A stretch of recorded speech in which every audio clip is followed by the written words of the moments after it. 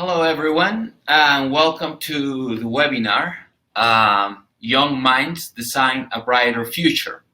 I am Leonardo Díaz, Creative Director of Estudio 3.14, the design firm that organized this webinar.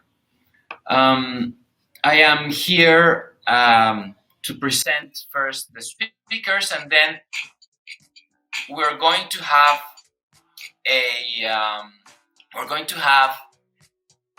two rounds of interventions. In the first intervention, all the speakers are going to answer to the question, what is design on their minds as a solution providing concept?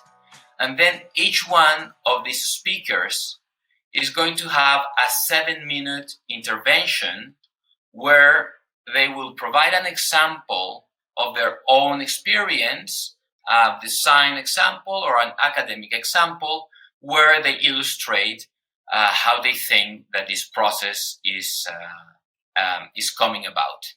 So without further ado, I want to thank everyone who is looking at us from different places of the world, and for the speakers for co-sponsoring and giving their very valuable time for this webinar.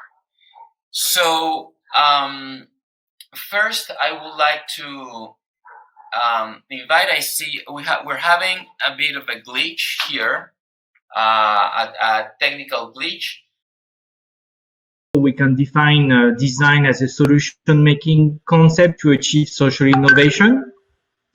In that sense, I would give maybe like 3 dimensions for this project grounded research.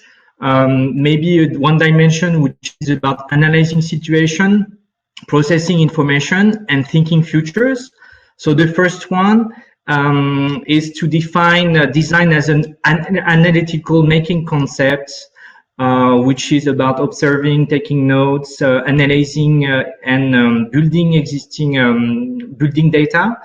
And in that sense, it's making a sort of ethnography and sociology by design. The second step will be to define process making, and this it's it would be like to achieve more participatory and co-design process. And for the last one, the idea would be to having prospective approach to build futures through co-design process. And in that sense, I would say that for this last part, it's like a strategic and empirical perspective. By being prospective here, design can challenge habits, beliefs, and exploring new horizons. And finally, as a sociologist in the field of design, I would say that design is a solution-making concept to question how a designerly sociological fieldwork can produce new types of knowledge, meaning that we can maybe, through the design process, build new data collection for action. So I want everyone to present Tony. Tony is a collaborator of Estudio 314. He will be managing this webinar. So after the first person who spoke, who is Thomas Watkin from France, please, Tony, tell us who is the next person, or if I should go next. Thank you. I'm sorry for the technical difficulties. I thought I was live, but I didn't. Well, may I start again? I want to thank the audience for being here, especially to our speakers and co-sponsors whose very valuable time is donated to this project. Today as speakers and in the coming weeks as jury. I also want to talk about why we are here and how this webinar came through. After the awareness that we have gotten from this COVID-19 pandemic, we came to realize 3 main things. Number 1, the urgent need for solutions to social and environmental problems. Number 2, the fact that design can provide solutions to urgent problems. And number 3, that we can find these solutions through virtual online collaboration. Because of this awareness, Estudio 3.14 designs and implements a free international online 5-week design workshop, from which this webinar is the kickoff. If you'd like to apply, please click in the link on top of the chat section. Si están preocupados por su nivel de inglés, no es necesario tener algún dominio, pueden aplicar de cualquier forma.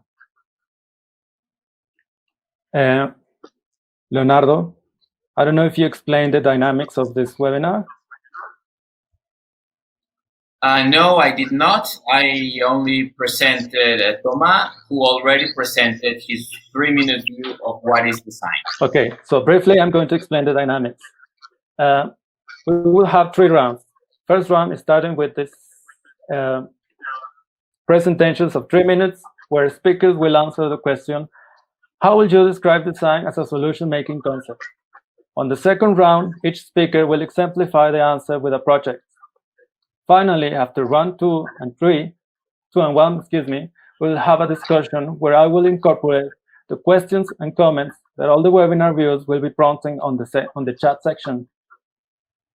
Question either can be in Spanish or English. And if you introduce Thomas, we can now continue with. Okay. Perfect. So I guess that I will give my answer of what is design through 3 stages. Stage number 1 being question, stage number 2 being idea, and stage number 3 being development. So I guess my definition will be that design is a process that first gets like a good question regarding a problem, then looks for an idea to think that question through. And in the process of developing and investigating that idea, through that process, you will find a sequence of solutions for the problem that originated the question. So the solution is not one, but a sequence of solutions that are a byproduct, a creation of the process of developing an idea. I will say that regarding the question part, I will say think big, think important. Think of questions that can touch the biggest amount of people who have a very relevant problem. Now, regarding the idea part, think that no idea is one idea.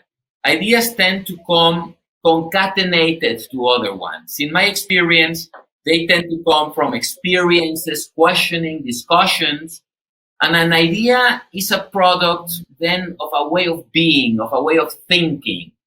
There is, even if there's a single idea that comes, this sort of like a wow moment that we have all had, that moment is a consequence of permanent creativity, of critical mind, of conversations with other people from other fields of studies, other lines of research, other disciplines. And then, once you have a starting point idea, you start developing this idea, work on it, evolving it. And it's this process of working your idea through that almost as an accident solutions, and also think of solutions as a concatenation of solutions. So you have solution 1, solution 2, solution 3 will start to appear. So that's my 3-minute question of what I would say, question, idea, and development of the idea. Okay, thank you, Leonardo. Thank you for bringing also to the discussion the concept of people and experience.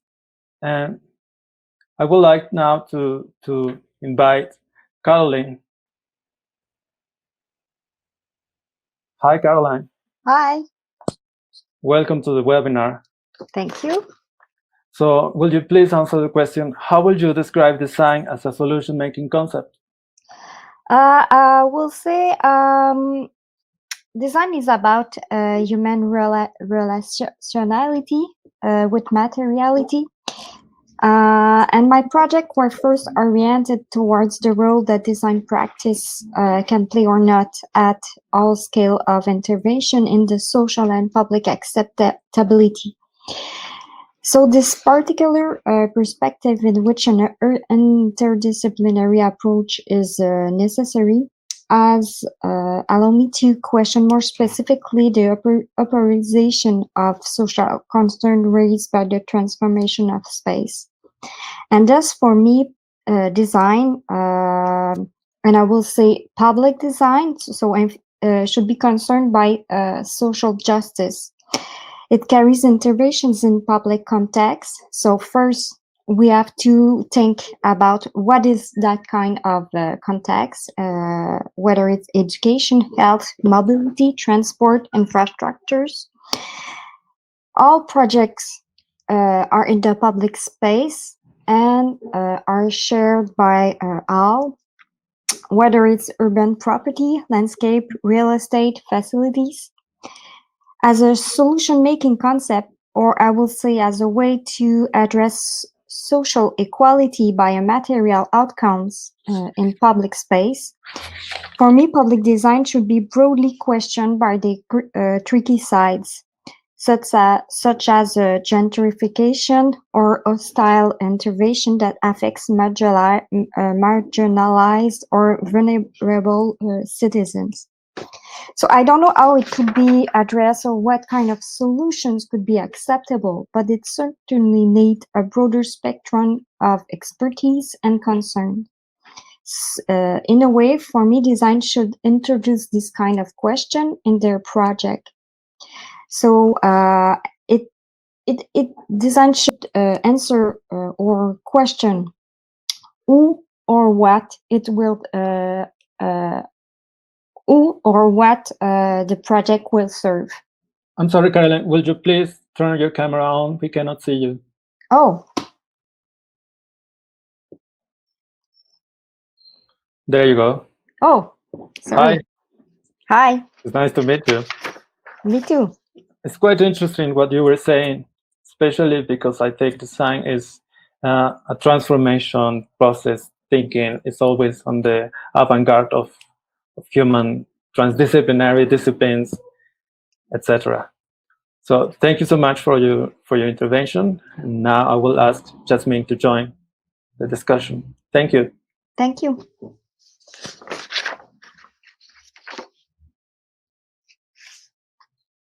Jasmine will join us in a second.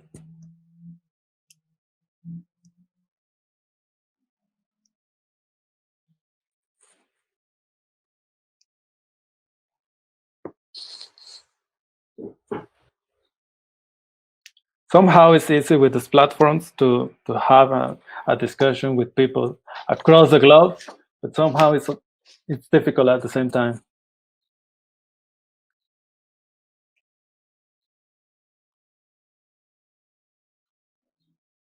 I think Jasmine lost connection. So I will create Lydia or Daniel, whoever is first. Daniel is here. Hi, Daniel. Yes. Welcome. Will you please turn your camera on? Yes. Share. Okay. That's sharing. It's the other one, icon, Sorry. circle one. There we go. There you go. Ready? Hi, welcome, Daniel. Hi. So it's your turn to speak and answer the question. How would you describe? Yes, no, go for it. Go for it. I thought you were calling Yasmine. Yeah, I thought so, but I think she lost connection. So we'll have you first. It's okay. Okay, hi, everybody. Daniel Lopez Perez from San Diego, California. I want to send you our best, and I want to thank Leonardo and everybody who's organizing this amazing webinar. For me, I wanted to just right off the bat challenge the idea that design is prescriptive, so that design is based on finding solutions, but rather take Leonardo's first point of raising questions and explore that. I want to encourage all of the students listening to us and everyone to embrace the idea that there's a level of uncertainty, and that design is always a kind of an exploratory process, And I'm not saying, I agree with the previous speakers. I'm not saying that, but to challenge the idea that design is prescriptive, but rather experimental. So I just want to raise a number of questions, and then I'll illustrate a project that I just completed that explores how those were raised in the past and how we can take them forward. So Buckminster Fuller, and I'll speak about his project, asked us, and he asked himself constantly, and he framed his design definition for design through what is the most important question we can be asking ourselves at this very minute, always, right? What is the question?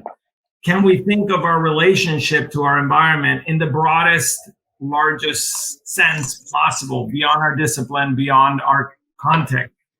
Can we reflect on that environment? Can we reflect on what are the operating principles of nature and of our environment at the largest scales?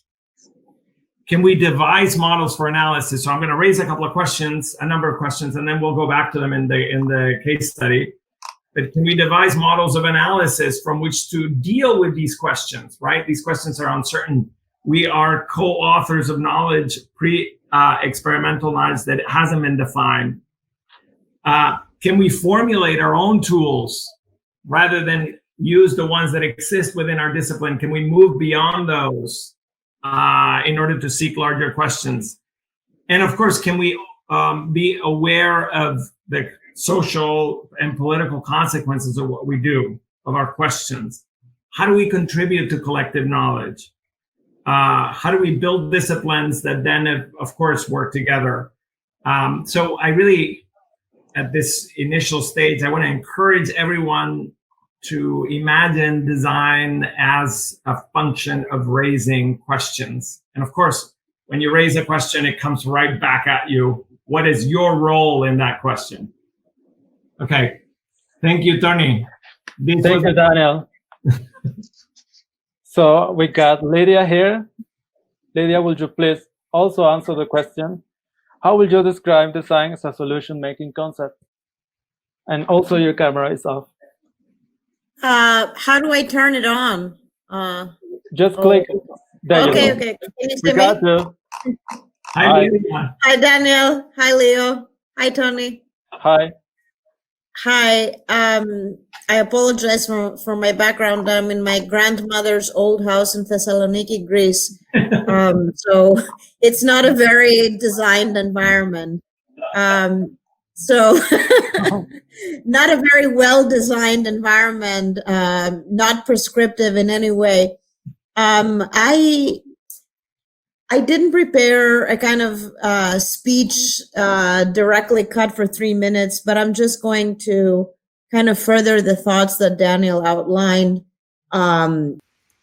If we want to think design not as necessarily a problem-solving exercise, but as a kind of process that gives you answers on a problem that has not been clearly defined, that is exactly, in my view, where the power of design and architecture comes, especially during the days that we're experiencing the kind of reshuffling of all sorts of spatial protocols and organizations of life in this kind of extended period of the pandemic. What do I mean by that? I'm a judge. I'm gonna answer you by an example. I'm a juror in a competition at this moment. It's called a competition for pandemic architecture, and it called architects and designers to provide design solutions for problems related to the pandemic. And a lot of the projects that I've been seeing were addressing kind of design solutions as in a very linear way, providing, let's say, adjustable containers, makeshift hospitals, pop-up infrastructures, addressing hands-on as a kind of first line of response directly to the problems that we're experiencing.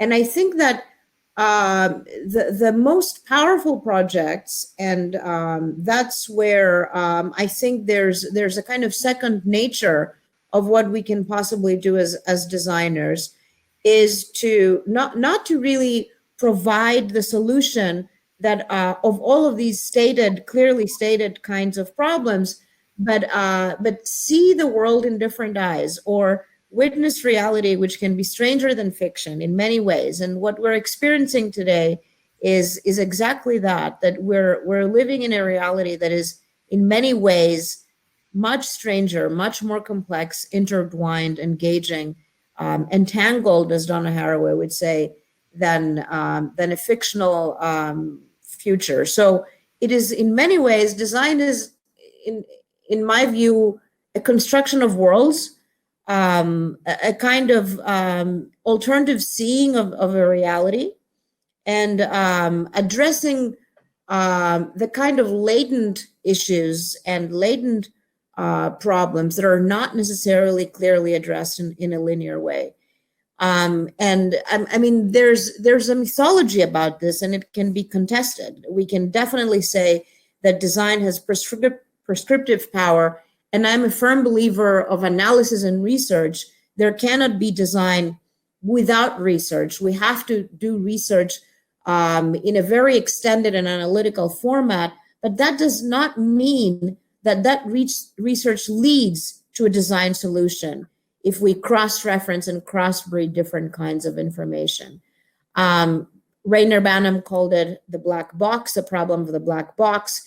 There's a mythology within the legacy of architectural discourses, of theories of autonomy and engagement, and I'm not necessarily a fan of that, but what I am a fan of is of nonlinear systems and complexity. And I think that one of the biggest powers that we're trained to have somehow, or we're trained to instill within our brains in architectural education, is to handle complexity, multidimensional problems, and find new problems out of addressing the existing problems. I don't know if that was 3 minutes or more, but yeah, a little bit more. But don't worry, Lydia. Okay. So, with this new reality and this, everything is new now. So how could you prioritize urgent problems? How could you say this is more urgent than the other? How could you say this is urgent, this is not urgent, this is new, everything is new? So how could you prioritize this problem? Well, you can't do it in one way, right? And I've been in the past few months, I've been thinking of this in many different ways, not only as a juror, but also I recently wrote a book on it was called The Architecture of Closed Worlds. All of a sudden we're in containment, so there's a tremendous number of people that have contacted me about confinement, containment, and so forth. But there's not one way to address. There's a first line of response, which architects have directly engaged with, which is the production of masks, the production of makeshift hospitals, first line of defense, adjustable spaces, and then there's a longer term, or many different kinds of longer term projects about how we can spatialize protocols, spatial protocols, interrelationships. What is social distancing? How we can understand bodies in space?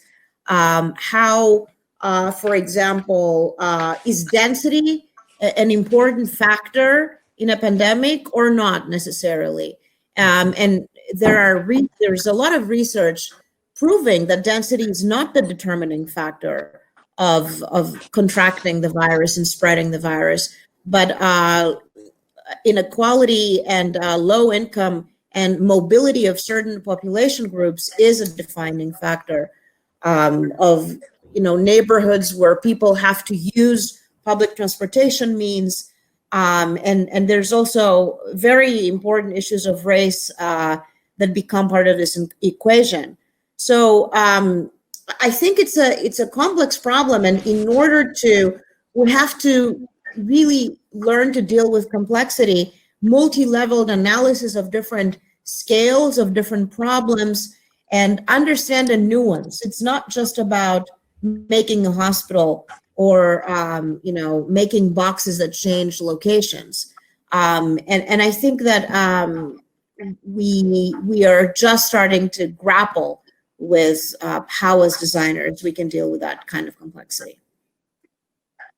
Okay, thank you. Thank you, Lydia. We have now Jasmine online, and we see you, Jasmine. Welcome to the webinar. Hi. Yes, hello. I ended up choosing to use my phone, so if you see my hand trembling, you'll know why. So you asked to answer to the first question, right? Design as the solution-making concept is the art of creating visionary, critical, inspiring, and approachable pathways for transforming futures. Design sees far and feels far and also very near. It's very close to, it hits home, but it's far. It enables question the way we do things. So if it doesn't question the way things are being made, there's maybe a problem. Design shows us how to do things in better ways. It relies on intuition, emotional intelligence, wit, a sense of what practical in a given context. To me, there is no design if it's not inclusive and if it's not transformative. Design is to enable positive change, behavioral change. For example, it can invite environmentally more friendly behavior. It can empower us to build a better future. Design, if you think about it, design has agency. Mm-hmm. It's not a quick fix. It's not a pretty things. It's more profound than that. So that's also the reason why design is not necessarily something that is shiny or something that appears beautiful, right? Yes. And so in the end, the maximum number of people, not only the 1%, but also the 99%, and most of it, like mostly the 99%. That's what I think design. Thank you, Jasmine. So I'm going to take advantage. All of that. Yes, it was quite interesting. Yes. You are the first speaker to be on the first round, but now that we got you here, can you please give us an example so we can start the second round?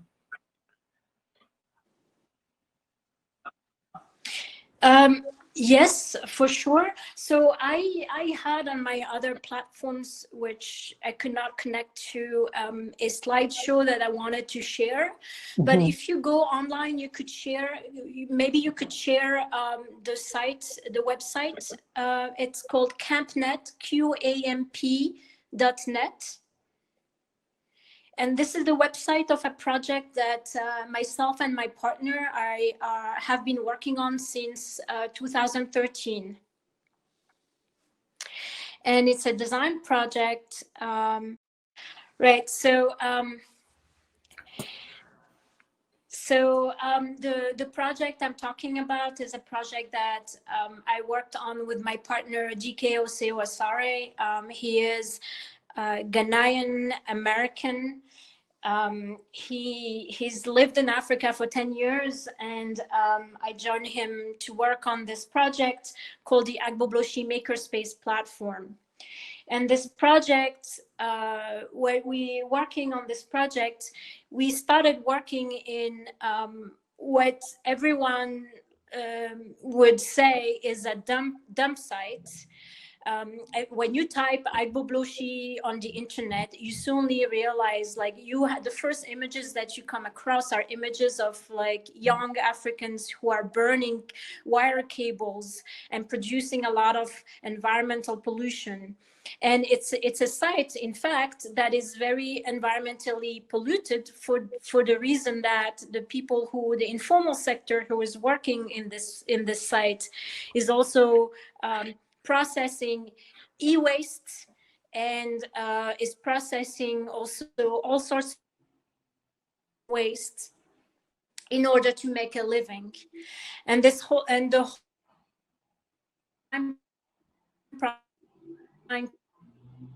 we ask, what can we do when we are faced with such a challenging problem that goes beyond the realm of architecture? So we created what we call a spacecraft, a platform, an architectural and a design platform that allows people from the informal sector to meet others from who have degrees in different who went to school, and some others who learn by being in the scrapyard together to create together and to envision and imagine new futures. So we saw like architecture and design as a platform for people to allow that. So to empower people to create their own future. What is interesting to know is this piece of architecture. You see a photograph on the first page. It's not necessarily something. It's not something that you would say, "Oh my goodness, this is like a really intriguing piece of architecture," or aesthetically is very intriguing. But the thing that is remains to be understood about this project is that it took a lot of time to realize a project that can be done by any roadside welder. There's so many roadside welder in Ghana and people working in the informal sector. So this piece of it's an alternative piece of architecture is somehow corresponding or responding to the need to find shelter, to create a piece of if you want to say, that allows you to quickly set up an office, to quickly set up a makerspace, to quickly set up a shop, and to create yourself. We've created a number of modules, and over the years, for example, we created one in Dakar that is being used by a Fab Lab, and it's mobile. It's a mobile structure. It's customizable. In it, you can do quite a lot of workshops. It's an architecture that is also a framework. And this is what I wanted to say, is that it's not necessarily a design that is like a finished product, but it's something that can be customizable. The one thing also, if you want to reach the 99%, is that everything needs to be open source, but not only open source and high-end design, something that again, if you were to receive the drawing or see the drawings, or and it's too sad I cannot share with you the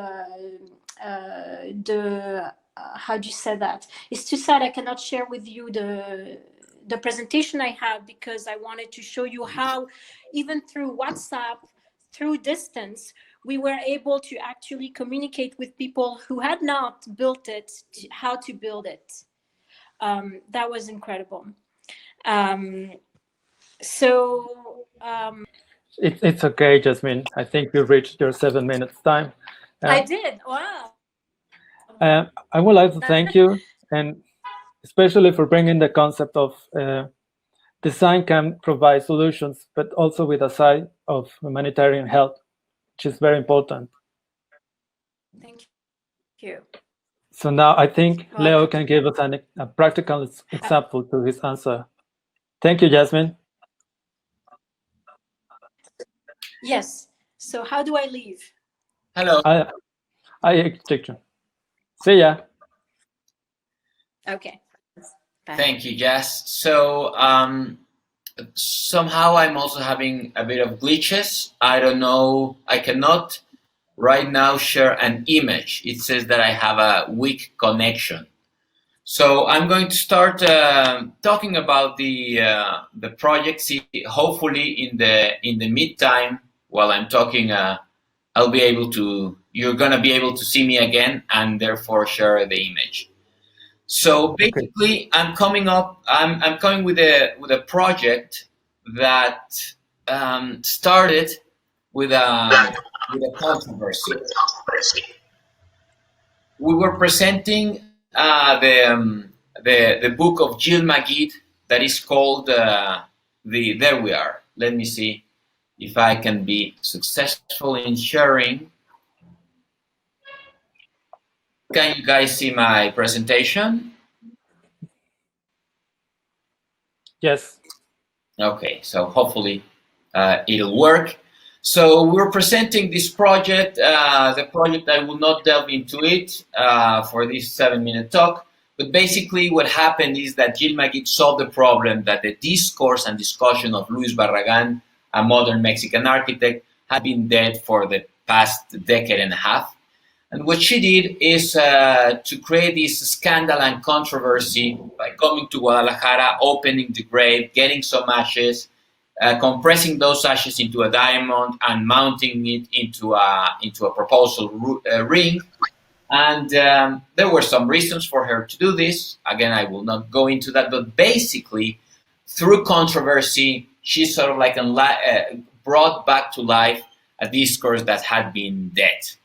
So, can you see it now? Yes. Okay. So the question that I had, the problem that I had in my mind and still delves with me is the relevance of the discipline of architecture. So the idea that came up from this experience of Jill Magid was creating controversy to enlighten this relevance of the discipline. So the first thing is that I went to the field of philosophy. I spoke with a friend of mine, Hassan Al-Ilada, a philosopher, and from the field of philosophy he came up with this idea of designing Trump's wall. But it will not be only a wall, it will be a prison. The prison will have to be in Mexican soil so that the prisoners will not have the legal benefits of the US Constitution. It was a sort of like a very well-rounded perversity that he came up with. And then the next thing that we did is that from the field of history, I already had the idea of Luis Barragan in mind. So, you know, Barragan has this concept of walls in very bright colors.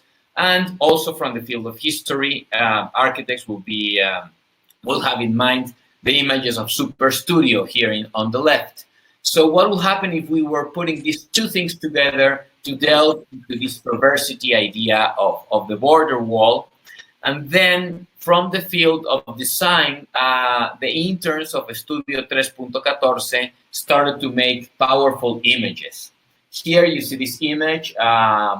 This one became very well received by the public. People tend to identify this as the border of Tijuana and San Diego. And here is like this very powerful image that will create controversy. Again, in this side-by-side, you can see the relation to the group of Archigram. And the set of images, basically what we were trying to do is to generate this conversation and providing a visual stance for these words that were at the time of the United States election circulating, but not necessarily with images to accompany them. So as designers, we were able to put an image into this very perverse concept that was being circulated. On the right, and the irony is sort of like how the wall on the side of the United States has these steps that bring you up to this viewpoint where you see down into the Mexican side. Again, another very powerful image, almost like surreal as this. You have to think that this is not only a wall, this is a building, a prison building with human beings inside.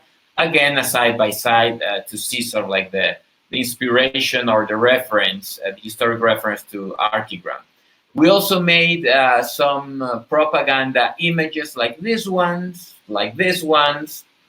and basically we went out and we put it in the media. Basically, it got very good attention. We were able to generate this controversy, and it's important also that the challenge of making controversy from architecture is that architecture tends to be on page, like 24C of culture of a newspaper. But a good controversy happens on the first international section, right? So fortunately, because Ali took this concept that was very political, already circulating in the world, and gave us that to us, then we were able to sort of like give this power here on the right, sort of like where the project circulated, and some examples of the publications. We had to stop counting, but we stopped around the publication number 500. And then what we did is to analyze how this media, how these images circulated in the media. So this is a network analysis that we did of a selection of the first publications, where, as you see, we started publishing in design. You see there Design Boom, The Scene, etc. At the time, I think Archie Daily was not yet a big player. Then from design, we went to technology. And then from the publications of technology, there was like this Hinge publication, which is Business Insider, along with other ones. And then from those sort of like middle ground publication types, we went from technology to the news, and then from the news, the international news, to lifestyle. So then you will get your Vanity Fairs, etc. So it was a design, technology, news, lifestyle, and it's something that we found in order to sort of like come with this experience or formula of how to make a controversy from design in order to do discourse by design, we call it. The last part, and this is my last image, is that on the day of the elections, on November of 2016, then we sort of like published this on page, as you see on top of 6A of the newspaper, this statement sort of like showing this, we called it in Spanish, una grandiosa perversidad, as this like very ironic commentary of what was happening in this international discourse. So controversy was the idea to come up with the problem of how to make the discipline of architecture relevant in a sort of like media global way. So that will be the example that I can share with you guys. Thank you, Leonardo. It's quite interesting how, as Lydia was saying, design aims to resolve or give solutions to very complex problems, and this communicate these ideas is easier with an image. Right. So Thomas is here. Thomas, it's your turn to give us an example of your answer and how design is a solution-giving concept. Thank you, Leonardo. Bye. Hi, Daniel. Hi. Hi, Tony. I think Thomas is having difficulties. Are you ready to present your example? Yes. I'm going to do the impossible and share my screen. Can everybody there you go. Can everybody see this now? Yes. Okay. I don't see you. I only see the full slides. Tony, you let me know if can you let me know if I get interrupted or if you cannot see it? Okay. Yes. Okay. So I just in the vein of and can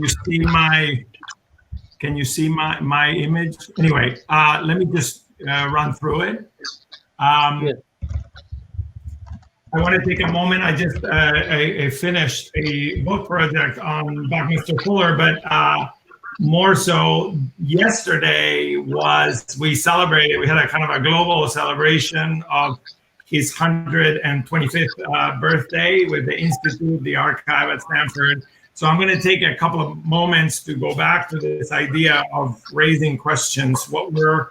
How did he himself answer this question of what is the most important questions that we can raise at the moment? And I'll run through the discourse a little bit and then run through the way that we can take these forward. If some of you do not know, Buckminster Fuller is a kind of a polymath, extraordinary inventor, architect, philosopher, writer, author, mostly known for inventing the geodesic dome. Just in January, I finished a large project on his archive, on this idea of pattern thinking. So less about him as a figure, but more about his archive and his methodology and the questions that he raised and what are the artifacts that propelled his research. He was a prolific educator, and I was interested in finding out those. Think of it as a kind of an archaeological site where you find what are the means and what are the artifacts that he developed and inventions. I call the book Pattern Thinking because the world is entropic. It's full of patterns that we don't understand, that are seemingly complex. And then our role is to reflect upon them, right? Our role is to function entropic. Is how do we edit? And going back to Tony's question of how do you prioritize what is urgent, right? So I believe that design stands right in the middle of these two concepts of patterns and thinking, right in the middle of this space. Of course, Fuller is well known in the world of structures by using less, by doing more with less. Don't fight forces. Form as a noun, industry as a verb. He's also the father of modern environmentalism, one of the fathers, and it speaks to us about planet Earth. He wrote Operating Manual for Planet Earth, which I'm super excited that we are in the final stages of translating it to Spanish. But he called us all to be astronauts living in this enclosed Earth. And he called us to think globally and at the same time act locally, to always have that kind of expanded notion of our environment in the most immediate and the micro scale, but also at the macro scale. So I wanted to just propose these questions that explore this space between the patterns that are out in the universe and between our role. The book divides itself as a kind of an parallel archaeological lines that are understood simultaneously. So the geometry, models, pedagogical models, words, and then patterns. But let me return back to this question. What is the most important thing that we can be thinking about today? And I wanted to encourage the students and the participants and everyone who's joining us to really reflect upon what that is. Of course, up to now, we knew the world was on fire. Now it's literally on fire in every front. Fuller was very concerned with inequities, of course, the consumption in certain parts as they differ from others. Once you understand the Earth as a kind of a capsule or a vessel, this is a problem. And he, like Leonardo, was very polemical and made very polemical campaigns. This, in fact, was published in an issue of Playboy, and it is an unfolded map that describes the level of consumption across different countries. So here we understand how in advanced economies, the rest of the world becomes what he would describe as energy slaves, right? Functions to these economic processes, and we see the US at the center. So he did himself build these kind of polemical campaigns, but he raised a number of questions, and these are the ones that I want to think about. He encouraged us and he encourages us to ask ourselves, can we think of our relationship to our environment across all scales, the largest scales possible? Can we reflect on nature's ordering principles? Can we observe closely and reflect upon them, and reflect on how these become models for design? Can we build that kind of correspondence, that kind of pattern alignment between the natural world and the artificial world, knowing that this distinction doesn't really exist? We belong, all of it, into a single context. Can we formalize models of analysis? What is our discipline's unique capacity to analyze across these different scales and begin to both communicate these problems? So it's not only raising the questions and finding solutions, but also communicating them to a larger audience. I'm very inspired by Leonardo's digital media analysis and how that can be turned into our role, our disciplinary role. Of course, can we formulate our own maps and our own forms of analysis and relationship to these environments? Can we be responsible for the social and political consequences that these relationships take? And then, of course, more broadly, how do we contribute to collective knowledge? How do we understand our discipline as forming part of a much larger knowledge base?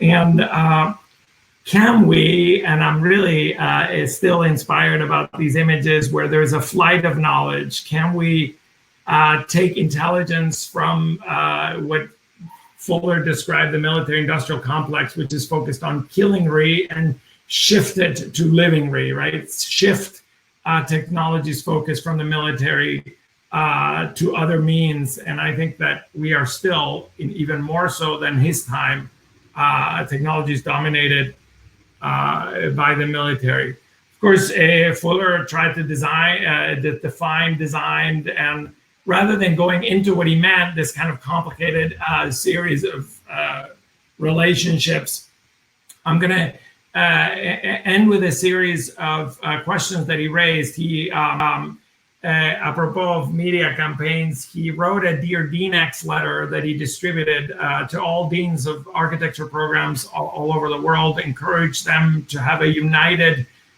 research decade. And in this letter, he outlined a series of subjects that would form the basis for this kind of collaboration. Strategies of formulation, strategies of mathematical structuring, strategies of geographical reconnaissance, strategies of communicating. So apropos of Leonardo's campaign, what is the role of communication and media? Strategies of priority and ranking government, worlds and history, resource investments, strategies of economics, strategies of education, and all of these coming together around a strategy of design. So basically from this document, I ended the book by writing my own Dear Deanex letter and asking ourselves, the way to ask ourselves each of these subjects, what would be our strategy today? So as we move to the future, what is our strategy of formulation? How can we close the gap between research and practice? What are the patterns of formulation that can challenge this division of research and then application, the kind of prescriptive side of design? Strategy of mathematical formulation. How do we define today the role of form and mathematical formulations? How do we control the unbound processing power of digital and material processes? How do we become the medium from which to reconcile the schism between the digital and the material, and by extension, the natural and the technological? Strategies of geographical reconnaissance with universities as nodes within a kind of a global network of education, where my students, for instance, visit and participate in workshops in South Korea or in Italy or in India or in China. How do we build meaningful frameworks for design and research that are reciprocal? Strategies of communication. How do we translate critical questions and frameworks raised by these temporary events and their focus to more permanent design research methodologies? We live in an era of biennials, and now a little bit interrupted, but how do we infuse their extraordinary creativity to more permanent design research curriculums? And how do these gatherings lead to new research programs, institutions, and new curatorial practices? Daniel, yeah, we have passed your 7 minutes time. Okay, I'm almost done. Yeah, resource reinvestments, economics, education, of course, and then for fuller, and I think as we go forward, these questions make the patterns of design. How do we formulate our own process of pattern thinking, and what's the right balance? Sorry, I went over time. I can post these questions up, and let me stop sharing, yeah, let me turn over the microphone. Thank you, Tony. Thank you, Daniel. So we got Thomas, and I have his slides. Okay, great. Hi, Thomas. Can you hear us? Yes, I can hear you, and I can see you as well. So I guess I can share my. Okay, it works perfectly. So I will go forward because I didn't have much time at the beginning to explain the sort of position or definition of what is design as a process making, but I will, it's quite fast, start here, exactly. So the example that I would like to share with you is somehow related also to what YASMINE ABBAS presented when she was talking about the 99%. I am working on the next 30% of the French population in 20 years, meaning the elderly population, and specifically on one process which is cohabitation, intergenerational cohabitation on housing. And what I've been interested about it is looking at some new existing services in this field, and also in related to many different types of also cultural and demographical factors that we know, such as the growing population, the elderly population, increase in many countries, specifically in Europe, and also new types of cultures appearing, such as the baby boomers, but also a mix parallel to the younger population, living uncertainty, mobility, and diversity. So what I've been looking at specifically on this cohabitation, intergenerational cohabitation, it's a housing service that is providing a way to doing a match between the older population, which is usually not all the time, but many ways isolated, and a younger population looking for housing. And this happens through a set of events for the past 20 years. If you remember, in 2003, there was a big heat wave in Europe where mostly 70,000 people were killed. And a few years later, a crisis that had a strong impact on the financial markets and also the housing markets. And so many younger population were looking for housing and so on. So there's a set of elements on this that are extremely important, in which housing and intergenerational housing has been somehow been creating as a new market. So the project is called Solidarities for Housing Between Generations, and it's a partnership between several institutions in order to reflect on the communication.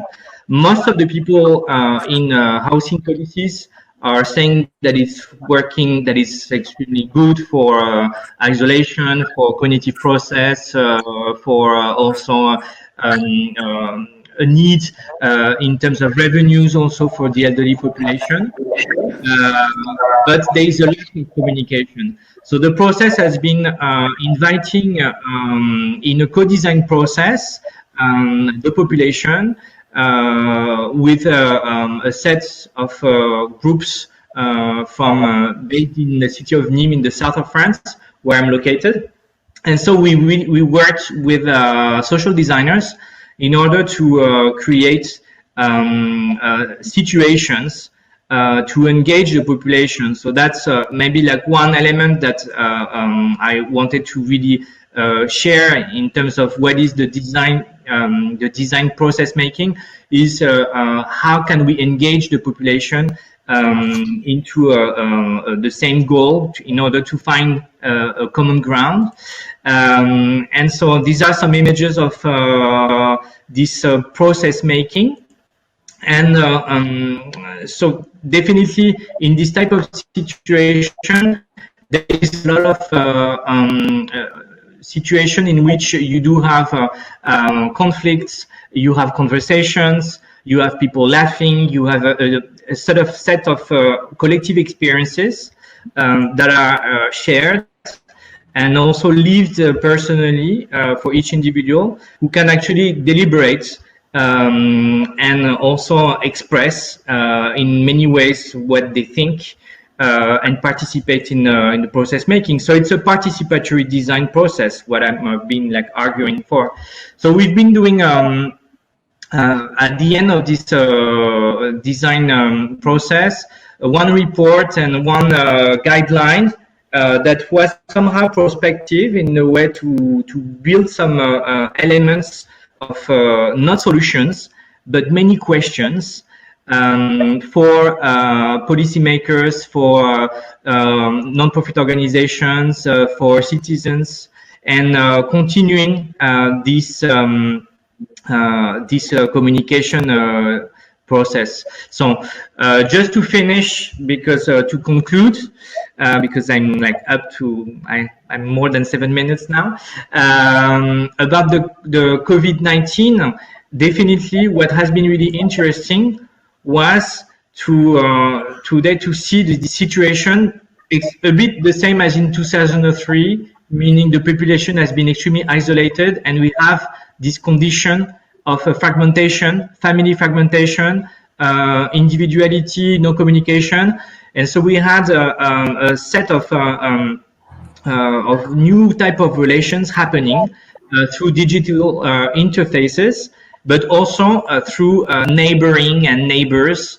So there was a very interesting situations happening and between neighbors in this situation. So what are the next step of such a project is to being empirical and respond again into a co-design process in order to looking at what can be done eventually in terms of new questions and possible co-constructive and co-constructions in terms of solutions. So we have now Lydia. I'm going to upload your presentation. It will just take me a second. Great. The file, it says Pecha Kucha. Yes. Can you hear me? Yes, we can hear you, but we can hear you and see you. You can hear me. It's uploading. It just take a second. Just bear with me. So I'll start. There you go. Okay. So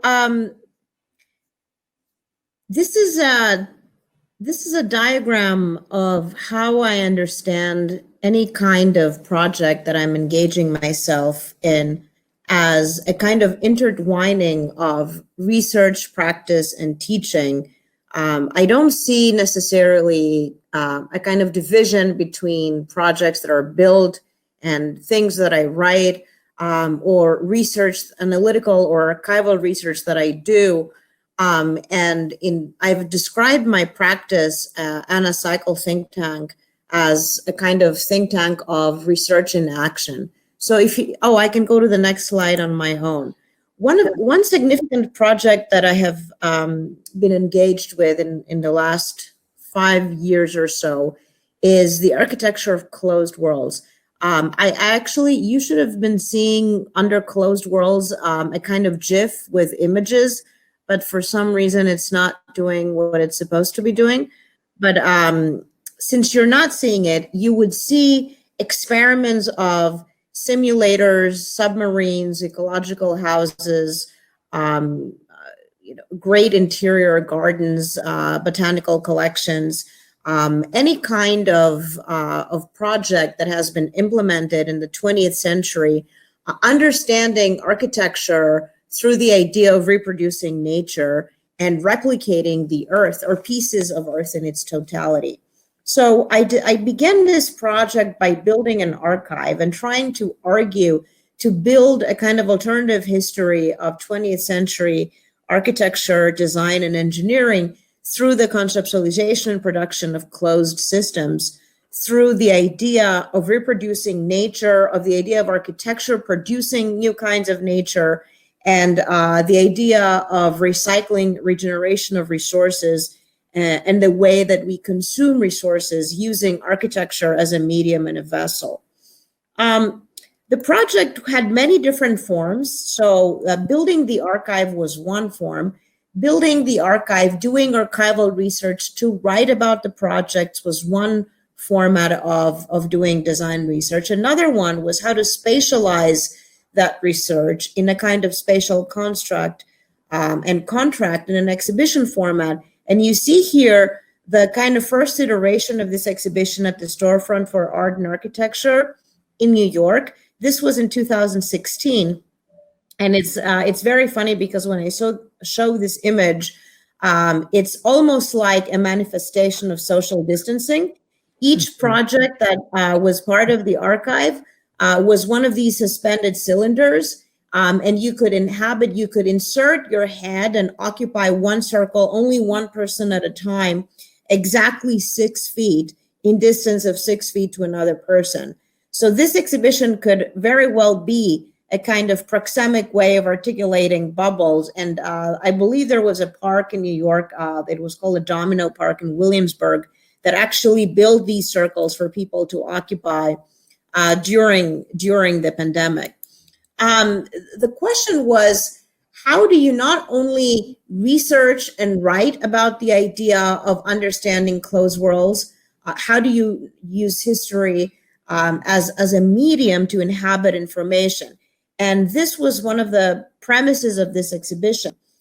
So how information can not only be displayed didactically on the wall, which is on your right hand, which was a timeline that you could take a leaflet and make your own book for each project that was exhibited, but also how can information be inhabited in an immersive way? So I called this exhibition something like a history machine, as a way of transporting the audience into the construction of worlds that the archive was making. And this was another instantiation of this. It was a virtual reality environment built by Farzan Lofty Jam, which would take these closed worlds and create a kind of immersive environment for visitors to inhabit. And here you see another version of this exhibition, more recent, at the University of Technology, Sydney in 2019, and the kind of a different version of the immersive environment. So on the back of the person that's using the VR, there's this big poster that I called Minor Histories. So when you're constructing an archive, there was all of this leftover material, all of these instances of figures of men, of legislation of environmental politics, of speculative projects, because all the projects documented in the archive were real projects that were built. And all of these leftover, in quotes, projects were collected in this poster of minor histories or peripheral histories. So around any kind of design problem, even if it is not a kind of spatialized solution, but if it is building an archive, there's a paraphernalia, like a cloud of worlds of ideas floating around it, of instances that can accumulate into constellations of peripheral stories that were used in this board of minor histories. And this is another instance of the exhibition where the figures of men became these flaccid, soft kind of floor pillows that were used by inhabitants. And the subtitle of the exhibition in the book was, "What is the Power of Shit?" The Architecture of Closed Worlds was a kind of very fair title, resonating with, let's say, the architecture of the well-tempered environment, something that narrates a type of canonical history. The subtitle was much uglier, and the intention with the subtitle was to bring the audience to a raw, dirty version of the material ramifications of ecological practices, the way in which we engage with waste, and the way in which we're entangled, the ecology of our own bodies is entangled within a kind of dirty system of recycling resources. This is the poster of minor histories, and there are many layers that, if you're interested in that, we can look at the book, and you will get all the layers there. And another offside project, which was besides the minor histories, was the lexicon. All of the words that were used in describing the projects in the archive that were collected, and they are online.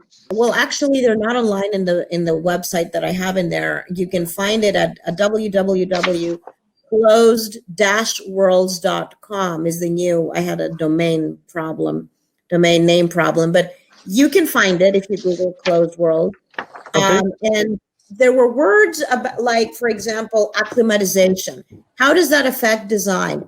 What does it mean? Why is it an important word? Is it just something about mechanical systems? No, it is creating microclimates, use microenvironments. For example, acclimatization is used when designers and architects are constructing facilities to train athletes to go compete in a climate that is not their native climate. And there's a number of these words that are extraordinarily important that were offspring of the archives. So the construction of a lexicon was another parallel project to the closed world. And you can tell me, Tony, when I'm finishing my time limit or when I'm reaching my time limit. You have reached I have reached it. Yes. Okay, so I'll just say these two. This is a project that was exhibited at the London Design Museum called Life on Mars, and it was a project related to the architecture of the closed worlds, but not included in the book or in the exhibition project. This one was understanding extraterrestrial habitation as a giant machine of ingestion and excretion of resources. So this was a way to use technology and the excrements of the body to decolonize a planet. What does that mean? To not extract all of resources that you can find in there, but to use a kind of cycling, a metabolic cycling as a loop to understand problems of habitation in an environment that is unfriendly to human physiology. And we can go closer to that project, but I'm gonna just end here because I've exceeded my time. And thank you very much. Thank you, Lydia. Very, very powerful images. So please stay with us, because after Caroline will be the third round, which is a discussion, and you will be needed here. Don't get down. Hi, Caroline. Hi. I'm more a research design. I am a design researcher more than a practitioner. So I will talk about what I did since like 20 years and about public design. So I have been interested for several years in about design public in context such as energy, like Ireland,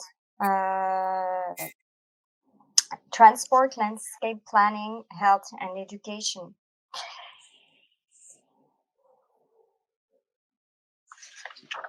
My recent research work is interested in understanding how design can or cannot act to improve the experience of public services in education and health, and thus be a vector of public innovation.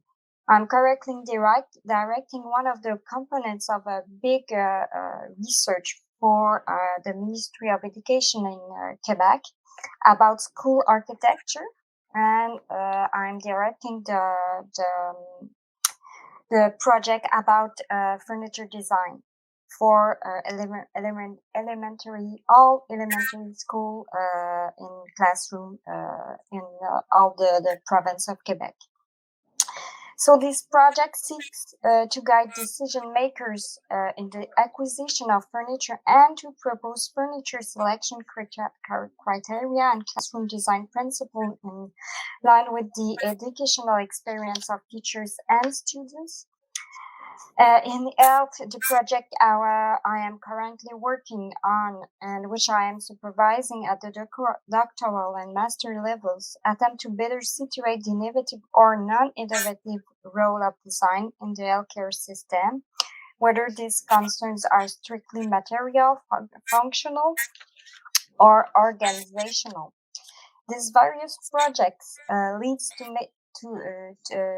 me to take a broader interest in the questions of public responsibility for design practice in a public context and the legitimacy of the designer to orient or ever influence public decision making in favor of the common good. So I will talk about school furniture design. Many studies have demonstrated the importance of considering the physical environment, more specifically classrooms, as the significant factor of influence in academic success and educational experience. Within a social justice in mind, this case is a study of furniture design in Quebec, and the results shows that classroom design is really complex and I will not say chaotic, but it's kind of not organized as as it should be. So the results shows that classroom design is characterized by a spectrum of flexibility from a classic layout with desk in row, with more mix and match furniture that will be like flexible classroom. Issues of variety of furniture models overload classrooms and disappearance of places for students are observed in classrooms. So let's say like students are not do not have their proper desk. They will change with other students. While flexibility is important to consider in the design of a classroom, it must also be organized in such a way to avoid excessive spatial and visual complexity. More than the design issue, as the school system in Quebec is mainly public funded, it must provide students from all backgrounds and all needs to an equivalent learning environment that will support their success. In this sense, furniture design in elementary schools should be oriented to support social justice as much as it can be. The team was addressing the school furniture design problem by taking a kind of universalist design stance. The designer's responsibility in a public context lead one to think about how to preserve equal opportunities and therefore to consider solutions that involve considering citizens who all have all the same rights. In this sense, the effort of differentiation, which is strongly associated with one of the economic values in design, therefore deserves to be questioned because it is strongly anchored in a market approach where design serves to sell rather than to serve social justice.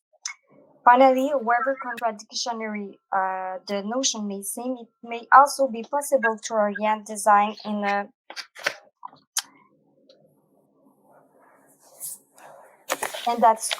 context, school furniture, but may be appropriate to public space by allowing for stylistic and functional adaptation within a furniture substance that can support several forms of teaching classroom.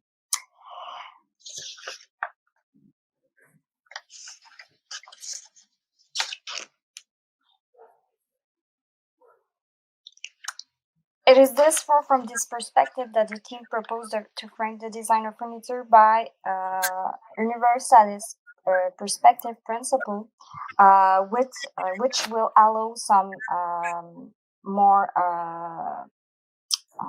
adaptation as a more micro design perspective, and on a macro design perspective, we should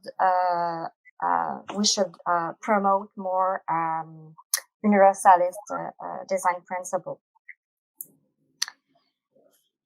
Also, although the study focused mainly on space and layout, many parameters must yet be considered in order to harmonize school environments. In this regard, the analysis of colors, materials, technical consideration, environmental concerns should be addressed in further research, and we are actually working on that specific items.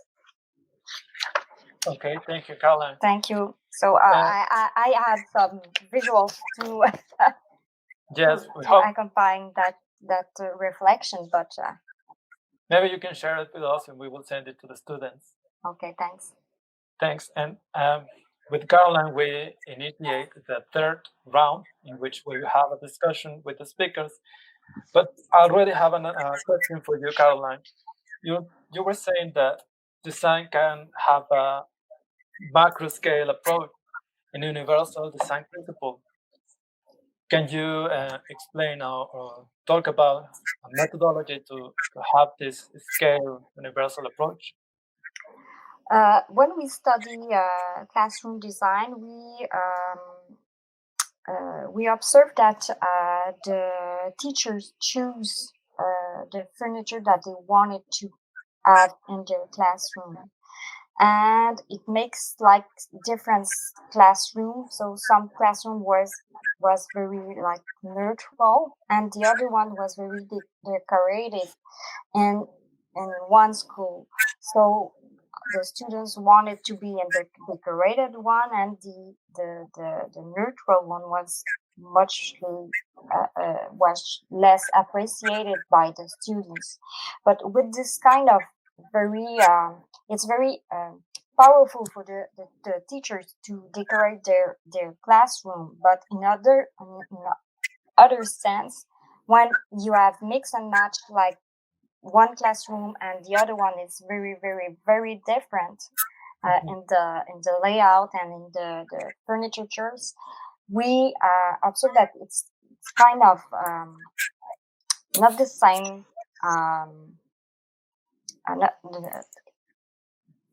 not the same facilities for all the children at the school. So we propose to make a statement to preserve that kind of input to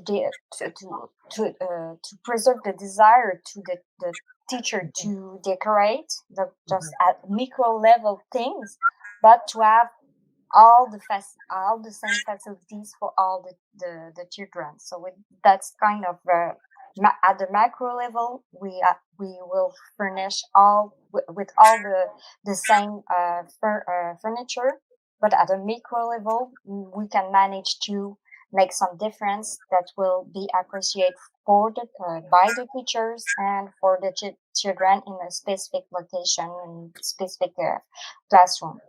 I think in the public sphere in the city, you can think almost the same, because the neighborhoods, it's on a big city.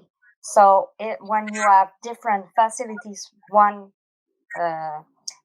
beside, if you have different urban furniture in different neighborhoods, all the connection between neighborhoods, it's really it's not very harmonious.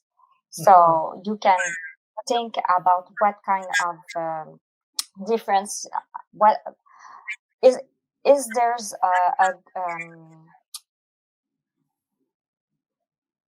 is there a propos to make differentiation or not? Or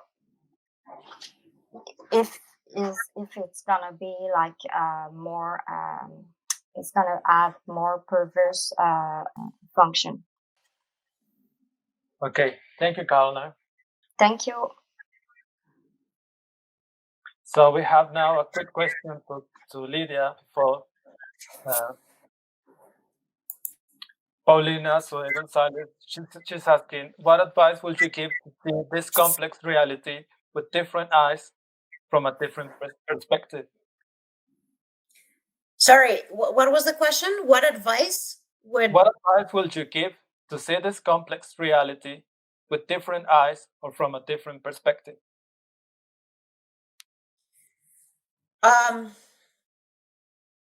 Yeah, that's a very good one. It is to it is not something that comes easily. I think it's the art of observation, and a lot of really famous novelists and authors have used this format in art, in literature. As architects, we are engaged with observing reality and trying to alter this reality to transform the kind of spatial contracts and relationships that we witness every day in a kind of projected vision. I don't know if there's directly a kind of answer to that. I think it is a kind of acrobatic, lingering motion between observation and projection, between analysis and visualizing a certain kind of future and the construction of worlds. But what is far different than it was in the past is that reality is much more complex and stranger than fiction. And if I want to use the words of a very famous manifesto by Donna Haraway in the 1980s, the Cyborg Manifesto, the line between social reality and science fiction is an optical illusion. And I really believe that in trying to build the archive in the project that I have shown by being not only an architect, but an interrogative journalist, a historian, a curator, an educator. I think the possibility to have many hats on, to split your mind in many different directions and kind of shift gears from one to the other enables us. And it takes time and just great patience in observation. Okay. Thank you, Lydia. We only have time for one question, so we'll go to Daniel now. Thank you so much. Daniel, Marcela Gomez is asking if you always use mathematical strategy when designing. No. So mathematical strategies are one out of many different layers that fill that space. I want to kind of underline Lydia's explanation of an expanded practice, right? And see the role of someone like Buckminster Fuller at dealing with geometry and physical models and structural models, and then words and discourse in the media, and then how these things came together to form patents and universal knowledge at that level. So I want to encourage everyone to work across these mediums. If perhaps sometimes they don't align, that's where maybe interesting opportunities happen. So for instance, right now we talk about density and we imagine density is a problem, but we might discover that actually that it isn't about density, but it is about other parameters. So expanded notion of discipline and practice, and then an expanded notion of geometry as it relates to physical models, words, discourse, practice, and even disciplinary knowledge. So I don't know if that answers the question. Don't be afraid of space and the space that is left between, and that when things don't correspond, that's really also very, very interesting. Thank you, Patient. I know. Thank you so much. We have now a question for Leonardo. You said you have to choose a relevant problem, and the question is, how do you know what is relevant? I guess I will go along the lines of what Lydia was always saying, right? And a little bit of the attempt to answer what design is that I began with. I guess it's a matter of a permanent critical mind. Lydia said, as a journalist, right? You have to be all the time reading the news. What did Hassan Ali Lada did to give us the project of the Trump wall? Well, he was very aware of not only the news, but of the implication of the news. So I guess that permanent state of mind of critical inquiry, that permanent state of mind of curiosity, and that permanent state of mind of not complying with the norm, with the infrastructure, but also, as Lydia said, yes, we can try to push infrastructure to a future, but also with all the realities that we have. I mean, this webinar, we're like in 5 different places of the world, talking to an audience. It seems a reality that is actually beyond what our daily life, right? So being very aware of what's going on, being very critical, and also always looking for opportunities of the things that are already there in front of us to grab them and then push them forward. Also, as now that Tomás is coming into the screen, as the same way that he was looking at the reality, like older people having younger people living in their houses, is a reality that already exists, and it's for us to be like looking always for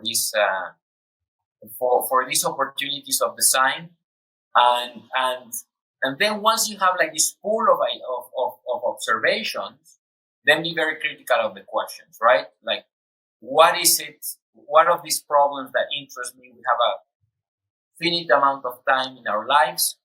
What am I going to devote my time to push? And the more people we can touch with the solutions that we can imagine, the more excited we're going to be, and the more things we can achieve. So I guess that will be my answer. Thank you, Leonardo. Thank you, Daniel, for your answer. We'll stay with Tomás. Bye. Tomás, your question is, how would you describe the impact of intergenerational interaction in the pandemic scenario, compared to unfortunate cases of great number of deaths in retired houses in Europe? Well, what has been really interesting lately in the pandemic is that, as I said, you had family fragmentations. And so in the case of France, for example, the policies were extremely strict. So you could not move. You are not allowed to move out of your home. unless you had an authorization, and you could only go no more than 1 kilometer away from your house. So, and this was for a month and a half. So suddenly you couldn't see your mother or your father that was like 1.5 kilometers away. So what happens is that because of this of these conditions, intergenerational relationships were like fostered by neighbors, and people realized how proximity was essential for their daily lives, not only to access to goods or services, because definitely that was one very important element of the living conditions, just to go to the pharmacy, to the supermarket, but definitely to interact with other people. So the interactions and individuals realized it was extremely important to be in touch with neighbors, find solutions also in terms of giving signs, also of being visible. I'll give you an example. For example, people were using their balcony. It happened a lot in Italy, but it happened also in France, in other European countries, to put some signs with a blanket, a red blanket, to say if they were good or if they were not good, because there was definitely some link and bonds of solidarities that happened between neighbors, and trying to find some sort of dispositif, like technical ways of being visible, finding ways of being in communications also. And so this was really interesting, because how can we find new simple solutions, less digital, more human in our daily environment? How can we communicate to each other in this very specific situation where we cannot talk very closely to the person, but we need a physical distance? So all those rules defined new questions in society, in order to interact, in order to also be aware that it's necessary to be in touch, but also to have sort of proximity between everyone. So I guess that's like this is like the learning process, and a lot of research has been produced, if I only see it in the French perspective, but that has been the same in many places, to redefine also a new type of urbanism, and designing new solidarities in urban contexts. So sharing goods, sharing services, redefining services also. And this leads to a sort of imagination that can be practical, that can lead to also a sort of governance at the local level. How can we also interact, but also decide what has to be done if we need to build some commons together? So that's some really essential questions for environmental questions, for political aims and objectives, definitely, in order to face specific stress as the one that we lived lately. So, and this will occur in many ways. So this learning is maybe a first strong sign of really like ringing the bell to strong questions about how can we design new solidarities, and how can we design them together. Thank you, Thomas. So now I'm looking forward to see this social insight in the coming weeks as a jury. Thank you. Thank you so much. So that was the final question and answer. I would like to thank again the speakers for their generosity and for donating their valuable time to this project.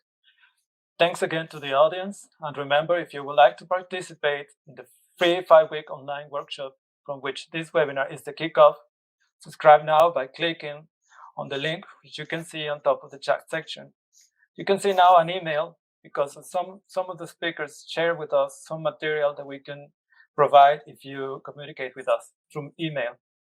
And if you need more information, please visit our webpage, e314.mx.